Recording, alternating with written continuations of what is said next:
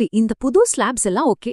ஆனா எந்த ஸ்லாப்குள்ள எந்த பொருள் வரும்? இதுதானே நம்மளோட அடுத்த கேள்வி. வாங்க இத கொஞ்சம் டீடைலா பார்க்கலாம். முதல்லயும் ஒரு சூப்பரான விஷயம்.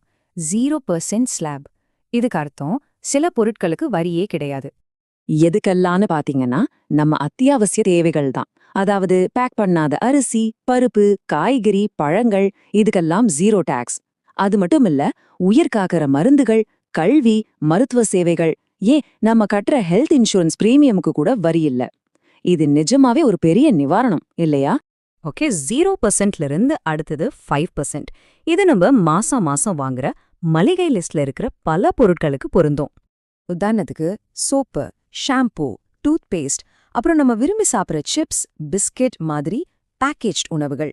இங்க ஒரு சூப்பர் விஷயம் என்னன்னா, முன்னாடி 12% ஸ்லாப்ல இருந்த பல ஐட்டம்ஸ இப்போ இந்த 5% கேட்டகரிக்கு கொண்டு வந்திருக்காங்க. சோ உங்க மாச செலவுல கொஞ்சம் மிச்சமாக வாய்ப்பு இருக்கு. அடுத்தது 18% ஸ்லாப்.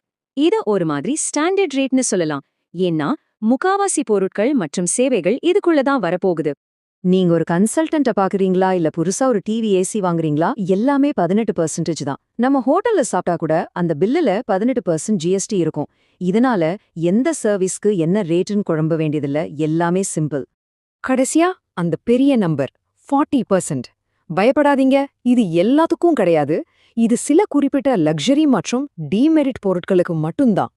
அதாவது ரொம்ப காஸ்ட்லியான பிரீமியம் கார்கள், சிகரெட் மாதிரியான புகையிலை பொருட்கள், அப்புறம் சர்க்கரை அதிகமா சேர்த்த குளிர்பானங்கள், இதுக்கெல்லாம் தான் இந்த 40% வரி. முன்னாடியெல்லாம் 28% வரி, அதுக்கு மேல ஒரு செஸ்ன்னு கணக்கு ரொம்ப காம்ப்ளிகேட்டடா இருந்துச்சு. இப்போ ஒரே நம்பர் 40%. அவ்வளவுதான்.